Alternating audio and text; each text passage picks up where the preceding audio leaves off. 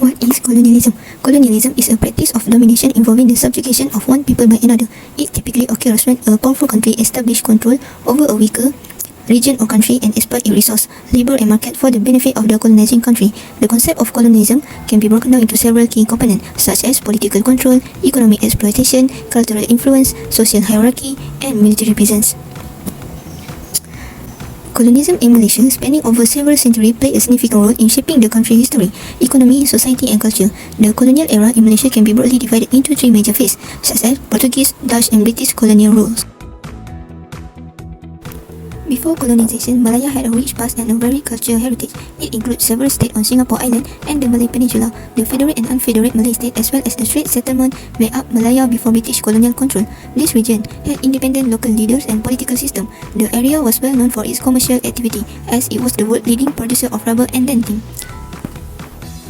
During colonialism, the British made major colonial era changes to Malaya that altered the political, economic and social climate of the area. To restore order, the British state started interfering in Malaya in 1874, first in the western states of Perak, Selangor and Sungai Ujong.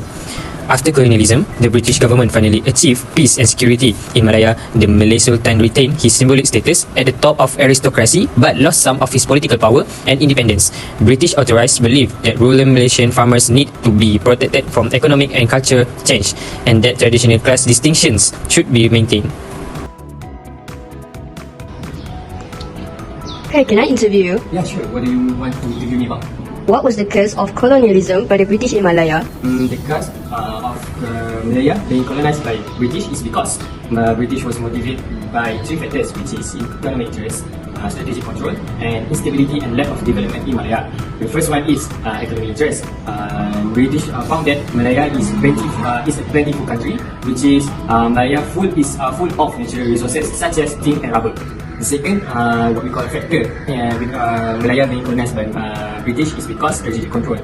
As I said before, British want to gain economic resources in Malaya, so they want to secure their position in Malaya by colonizing Malaya. This is also the reason why they want to secure Malaya is because Malaya have maritime trade route,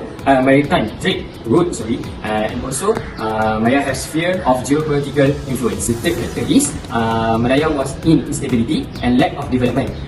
In that time, Malaya was unstable as a result of conflict and disagreement between rival local factions.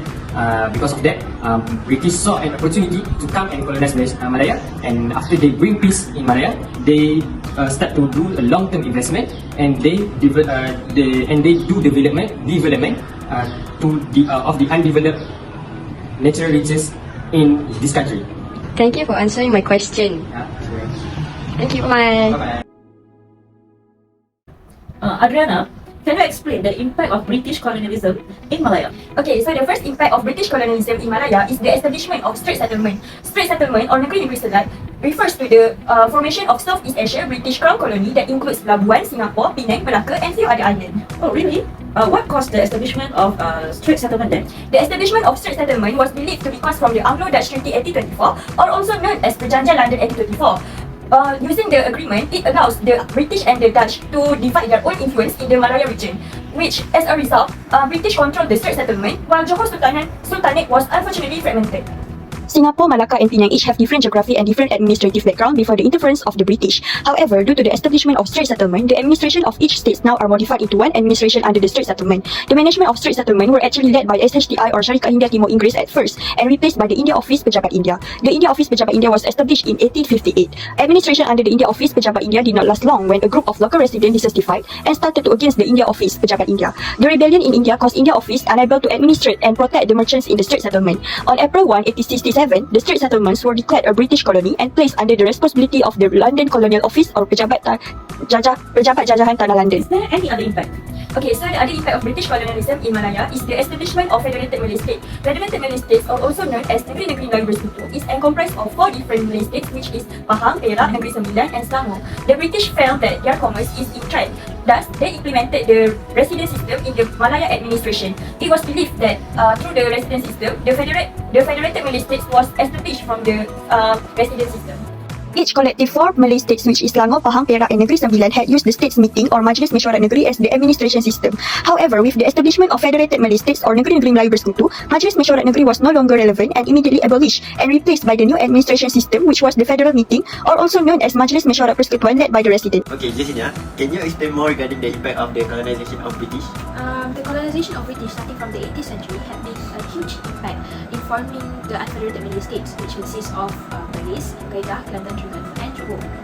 Since the unfederated Malay states were highly influenced by the Siamese administration, the British government had to ensure that the Siamese administration give cooperation in forming a treaty called the Anglo-Siamese Treaty at the year of 1909. The treaty was signed on March 10, 1909. The British envoy, Ralph Paget, and the Minister of Foreign Affairs of Siam, Devawangsa Warupaka, signed the agreement. In order to reach the agreement, the boundary dispute had to be settled in a way that was clear out, distinct, and long-lasting. The British took over the governance of the northern Malay states from Siamese authorities through the appointment of officers. There were 32 articles in the pact. Therefore, the Anglo-Siamese Treaty established the current Malaysian Thai border without the approval of the rulers of Malay kingdoms. Furthermore, a unique position was occupied by Johor. The British were interested in gaining more control over the area and noticed its independence. However, Johor was not an easy deal to break as Johor has its own stance. Due to the leadership of Sultan Abu Bakar, Johor was able to fend off British intervention by the time the majority of Malay states had been invaded by the British through the establishment of the residential system in 1874. Sultan Abu Bakar demonstrated his wisdom by agreeing to sign the 1885 treaty with the British and granting them the right to appoint a consul to represent their interests in Johor. In 1914, Sultan Ibrahim at last consented to receive a British official. This allowed the British to expand their hegemony in Johor. Okay, Jessenia, how about the education system during the ruling of British government? During the British rule, the establishment of vernacular school, which consists of Malay, Tamil and Chinese, marked a significant development in many facets of education.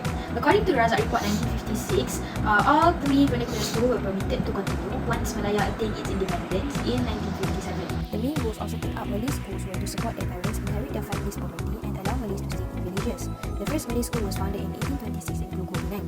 Unfortunately, these schools' accomplishments are not cause for celebration. There are other Malay schools such as Malay College Kuala Kangsar that was founded in 1905. It was established to educate the Malay elite. As for the Chinese school, it all started in the 1800s by the Chinese community. The Manchu government actually aided the Chinese vernacular schools in an attempt to convert the Chinese populace to its philosophy. There were roughly 56 Chinese vernacular schools in Malaya in 1911. Now there are around 1,301 Chinese schools. In the initial part of the 1800s, Christian missionaries established official Tamil schools in the street settlements. Unfortunately, there are no financial, material or educational support from the British or the rubber planters. Following the independence in 1957, the Tamil schools adopted government support and changed their name to National Tamil Schools. Now, there are 530 Tamil vernacular schools in Malaya. To conclude, there are many impacts of British colonialism in Malaya. The domination of people's life and culture is implied by colonialism. Extraction of economic benefits from the colony is colonialism's primary objective. Thus, natives' lives are controlled in the political, economic, cultural and social domains as a result of colonialism.